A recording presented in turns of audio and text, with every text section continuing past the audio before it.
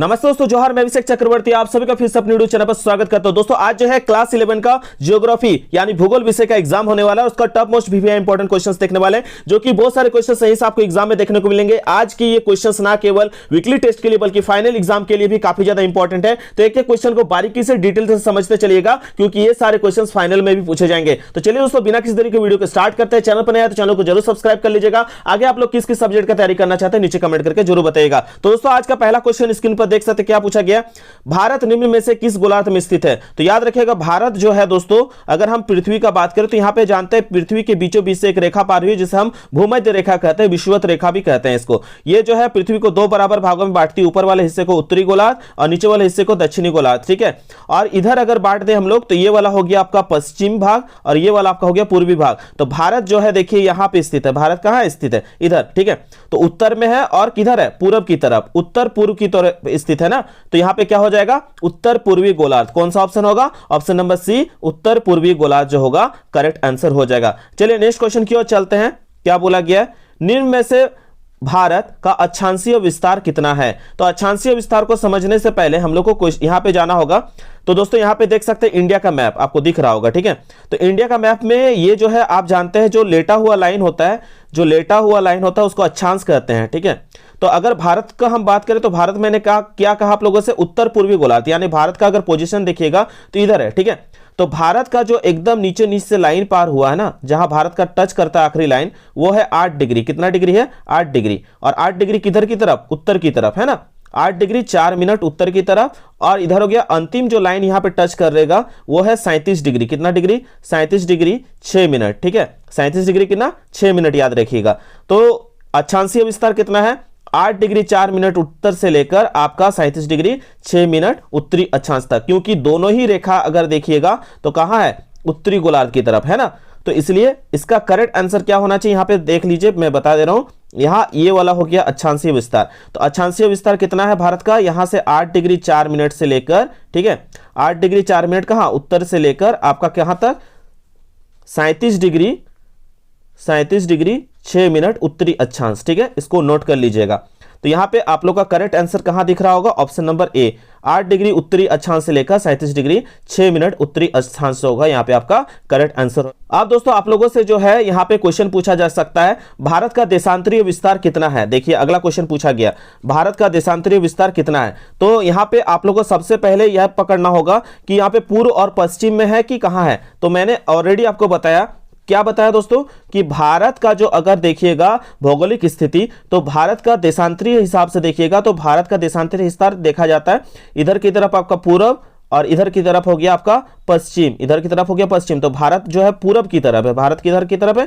पूर्वी देशांतर है। ठीक है, तो पूर्वी देशांतर में अगर बात करें तो यहां पे इधर वाला लाइन से स्टार्ट होगा। देखिए यहां से 0 डिग्री स्टार्ट होता है, तो कम वाला जो लाइन होगा यहां पे टच करेगा ना भारत को। ठीक है, तो यहां पे आपका करेक्ट आंसर होगा कितना? यहां पे जो आपका होगा दोस्तों 68 डिग्री है। कितना डिग्री? 68 डिग्री, ठीक है, 7 मिनट। यहां 68 डिग्री 60 मिनट। और लास्ट वाला लाइन आपको दिखाई मिल रहा हो कहां टच कर रहा है? एक मिनट, ये वाला लाइन और ये वाला लाइन। ठीक है, तो यहां पे है 68 डिग्री आपका 7 मिनट और इधर हो जाएगा 97 डिग्री 25 मिनट। ठीक है, याद रखिएगा। और किधर की तरफ मैंने बता दिया? पूरब की तरफ है। देशांतर किधर की तरफ? भारत जो है किस देशांतर में? पूर्वी देशांतर में है, याद रखिएगा। तो अब आसानी से आप टिक लगा सकते हैं। यहां पे ऑप्शन नंबर कौन सा करेक्ट हो जाएगा? आपका ए करेक्ट हो जाएगा।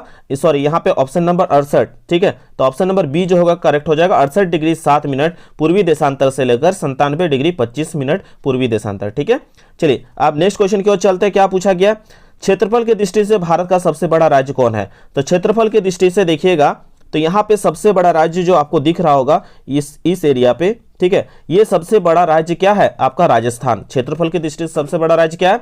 राजस्थान। और जनसंख्या की दृष्टि से पूछा जाता तो आपका होता यूपी। जनसंख्या की दृष्टि से पूछा जाता तो यूपी। क्षेत्रफल के हिसाब से पूछा गया तो राजस्थान।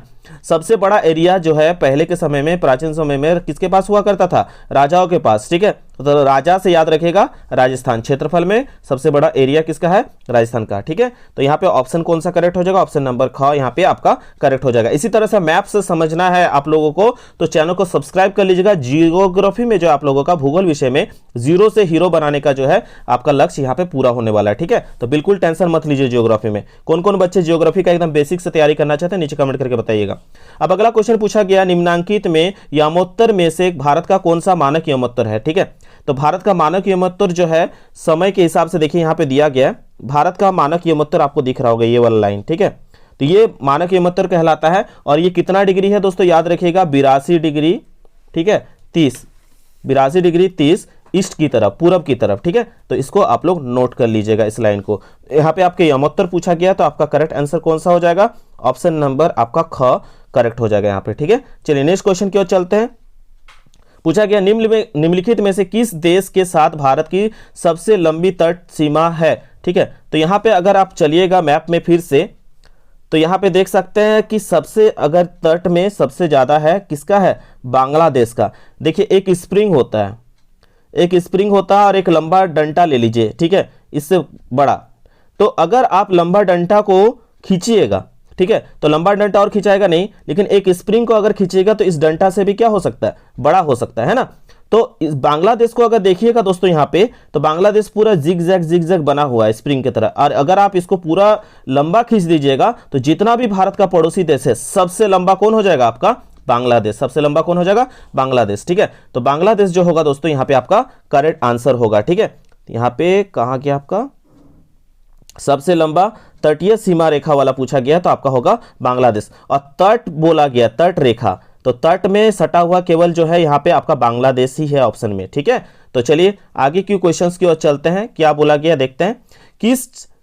किस राज्य में लोकताल झील स्थित है। तो किस राज्य में लोकताल झील स्थित है दोस्तों, तो यहाँ पे जो आपका करेक्ट आंसर होना चाहिए 7 नंबर का आपका करेक्ट होगा, ग नंबर, मणिपुर में। ठीक है, लोकटक झील। ठीक है, इसको कभी कभी लोकताल भी लिखा जाता है, लोकताल भी लिखा जाता है। अगला क्वेश्चन पूछा गया 8 नंबर में, भारत का सर्वोच्च शिखर के हिमालय की किस श्रेणी में स्थित है। तो यहाँ पे हो जाएगा आपका काराकोरम। क्या हो जाएगा दोस्तों, काराकोरम जो होगा करेक्ट आंसर हो जाएगा। चलिए नेक्स्ट क्वेश्चन की ओर चलते हैं। भारत का क्षेत्रफल में विश्व के कुल भौगोलिक क्षेत्रफल का कितना है। तो याद रखिएगा 2.4, कितना है 2.4%। अगला क्वेश्चन मैंने स्टार्टिंग में आप लोगों को बताया था कि भारत का क्षेत्रफल कितना है, तो भारत का क्षेत्रफल जो होगा क्या, यहाँ पे याद रखिएगा 32,87,263 वर्ग किलोमीटर। ऑप्शन नंबर ख यहाँ पे करेक्ट हो जाएगा। ठीक है, तो आप लोग जो है झारखंड के बीचों बीच से कौन सी रेखा गुजरती है, आप लोग नीचे कमेंट करके बताइएगा। भूमध्य रेखा, कर्क रेखा, ठीक है, या आपका मकर रेखा।